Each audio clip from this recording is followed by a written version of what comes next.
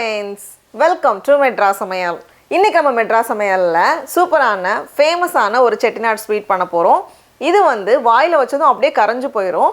எவ்வளவு சாப்பிட்டாலும் இன்னும் கேட்டுக்கிட்டே இருக்கும். அந்த அளவுக்கு சூப்பரா இருக்கும். இந்த உக்காரை ஸ்வீட் பண்றதுக்கு நமக்கு வந்து பாசிப்பருப்பு வேணும். அதுக்கு நான் இன்னைக்கு வந்து 1/2 கப் பாசிப்பருப்பு எடுத்துர்க்கேன். இதை வந்து நம்ம குக்கர்ல வேக வைக்கலாம். குக்கர்ல வேக வச்சோம் அப்படினா ரொம்ப குழைவா போயிடும். அதனால வந்து கொஞ்சம் அந்த டெக்ஸ்சர் இருக்குிறதுக்காக நான் வந்து சாதாரண பாத்திரத்துல தான் வேக வைக்க போறேன். அப்படி இல்லனா நம்ம வந்து குக்கர்ல வேக வைக்கலாம். ஃபர்ஸ்ட் நம்ம வச்சிருக்கிற 1/2 கப் பாசிப்பருப்பு ஒரு panல மாத்திடலாம். மாத்திட்டு இது வந்து கரிஞ்சிராம நம்ம வந்து மிதமான தீயில வச்சிட்டு ஒரு 2 நிமிஷம் போல வறுக்கணும்.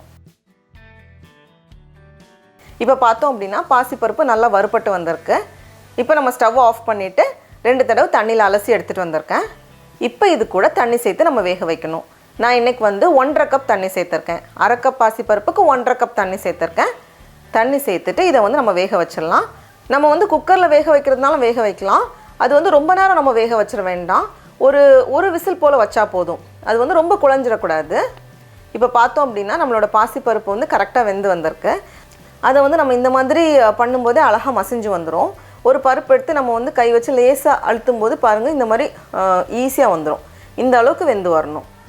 இத விட முன்னாடி நம்ம ஆஃப் பண்ணிர கூடாது. நம்ம அழுத்தும்போது அழகா இந்த மாதிரி வரணும். சாஃப்ட்டா வரணும். இப்போ நம்ம ஸ்டவ் ஆஃப் பண்ணிட்டு இத மாத்தி வச்சிரலாம். இப்போ அடுத்து நம்ம வந்து வெல்ல பாகு தயார் பண்ணனும். அதுக்கு நான் இன்னைக்கு வந்து 1/2 கப் வெல்லம் வச்சிருக்கேன். இது வந்து 250 கிராம். 1/2 கப் பாசிப்பருப்புக்கு 1/2 கப் வெல்லம். இப்போ இது கூடவே 1/2 கப் போல தண்ணி சேர்த்துட்டு பதம் எதுவும் தேவையில்ல. வெல்லம் வந்து கரஞ்சு வந்தாலே போதும். இப்போ வெல்லம் இந்த மாதிரி நல்லா கரஞ்சு வந்ததும் நம்ம ஸ்டவ் ஆஃப் பண்ணிட்டு இதையும் நம்ம மாத்தி வச்சிரலாம். இப்போ அடுத்து ஒரு பாத்திரத்துல 2 டேபிள் ஸ்பூன் போல நெய் சேர்த்துக்கோங்க. நெய் உருகுனதும் இதுல 10 போல முந்திரி பருப்பு. அது வந்து 1-2 உடைச்சு வச்சிருக்கேன். அதை சேர்த்துட்டு முந்திரி பருப்பு நல்லா வறுபட்டு வரட்டும். இப்போ முந்திரி பருப்பு இந்த மாதிரி வறுபட்டதும் இதை எடுத்து நம்ம மாத்தி வச்சிரலாம். இப்போ மீதி இருக்கிற நெய் கூடவே இன்னும் 2 டேபிள் ஸ்பூன் நெய் அப்படி இல்லனா எண்ணெய் நம்ம சேர்த்துக்கலாம். நான் வந்து 2 டேபிள் ஸ்பூன் எண்ணெய் சேர்த்திருக்கேன். சேர்த்துட்டு இது சூடானதும் இதுல 1/4 கப் ரவை நம்ம சேர்க்கும் போதே அழகா இந்த மாதிரி பொரிஞ்சு வரும். அது வந்து மீடியம் ஹீட்ல வச்சிட்டு நம்ம வந்து இன்னும் 2 நிமிஷம் போல ரோஸ்ட் பண்ணனும்.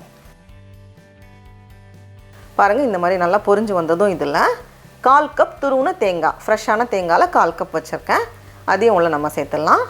சேர்த்துட்டு மறுபடியும் ஒரு வாட்டி நம்ம கலந்துட்டாலே போதும். இப்போ வந்து ரவையும் தேங்காயும் நல்லா வறுபட்டு சூப்பரா வந்திருக்கு. இப்போ இந்த ஸ்டேஜ்ல நம்ம ரெடி பண்ணி வச்சிருக்கோம்ல பாசிப்பருப்பு. அதை வந்து உள்ள சேர்த்தலாம். சேர்த்துட்டு மறுபடியும் இதோட நம்ம வந்து கலந்து வைக்கணும். இப்போ வந்து ஸ்டவ் வந்து கொஞ்சம் மீடியம் ஹீட்ல வச்சுக்கோங்க. வச்சிட்டு நம்ம வந்து கலந்து விடுறப்போ எல்லாம் சேர்ந்து வரும். பார்க்கவே அழகா உதிரி உதிரியா இந்த மாதிரி எல்லாம் சேர்ந்து வரும். இப்போ இந்த ஸ்டேஜ்ல நம்ம ரெடி பண்ணி வச்சிருக்கோம்ல வெல்லப்பாகு. அதை வந்து வடிகட்டி சேர்த்துடலாம். இதை வந்து நம்ம கலந்து விடுறப்போ பாருங்க ஃபர்ஸ்ட் வந்து கொஞ்சம் தண்ணியா இருக்கிற மாதிரி தான் இருக்கும். ஆனா அதை வந்து நம்ம வேக வைக்கும்போது அந்த ரவை எல்லாம் சேர்ந்து நல்லா கரெக்ட்டா வெந்து வந்துரும். இப்போ பார்த்தோம் அப்படினா ரொம்ப தண்ணியா தான் இருக்கு. கொஞ்ச நேரம் வேகட்டும் இது. இப்போ பார்த்தோம் அப்படினா கொஞ்சம் கெட்டியா வந்திருக்கு. ஃபர்ஸ்ட் வந்து ரொம்ப தண்ணியா இருந்த மாதிரி இருந்துச்சு. இப்போ வந்து நம்ம எடுக்கிறதுக்கு வந்து கரெக்ட்டான பதத்துல வந்திருக்கு. இப்போ இந்த ஸ்டேஜ்ல 2 டேபிள் ஸ்பூன் போல நெய் சேர்த்துக்கோங்க.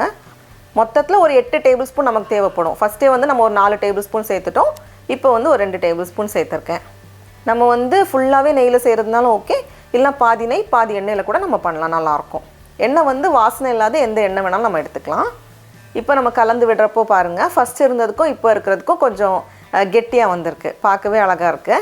இப்போ இந்த ஸ்டேஜ்ல நம்ம வந்து வாசனைக்காக கொஞ்சம் ஏலக்காய் தூள், கூடவே நம்ம வறுத்து வச்சிருக்கிற முந்திரி பருப்பு, கடைசியா மீதி இருக்கக்கூடிய 2 டேபிள் ஸ்பூன் நெய், 1ல இருந்து 2 டேபிள் ஸ்பூன் நெய் சேர்த்துட்டு நம்ம கலந்து விடுறப்போ அது எல்லாமே சேர்ந்து அழகா வரும். இது வந்து ஆறுனதுக்கு அப்புறம் கொஞ்சம் கெட்டியாகும். அதனால இந்த ஸ்டேஜ் வந்து நம்ம கரெக்ட்டா தான் இருக்கும். நம்ம வந்து ஸ்டவ் ஆஃப் பண்ணி வச்சிரலாம். இருக்கட்டும். இப்போ நான் வந்து ஒரு ஸ்பூன்ல கொஞ்சம் எண்ணெய் தடவி வச்சிருக்கேன். அதை வந்து நம்ம அப்படியே எடுக்கும்போது அதோட டெக்ஸ்சர் பாருங்க கையில ஒட்டாம அவ்வளோ சூப்பரா வரும். டடா! நம்மளோட சூப்பரான ஸ்வீட் ரெடியா இருக்கு. இந்த உக்காரை வந்து இப்போ நம்ம டேஸ்ட் பண்ணி பார்க்கலாமா? சாப்பிட்டுட்டே இருக்கலாம். அவ்வளோ சூப்பரா இருக்கு. ரொம்ப ரொம்ப நல்லா இருக்கு. நீங்களும் கண்டிப்பா இந்த ரெசிபியை வீட்ல செஞ்சு பாருங்க. உங்களுக்கு இந்த வீடியோ பிடிச்சிருந்துச்சுனா மெட்ராஸ் சமையலுக்கு சப்ஸ்கிரைப் பண்ணுங்க. நாவின் சுவையரம்புகள் மலரட்டும்.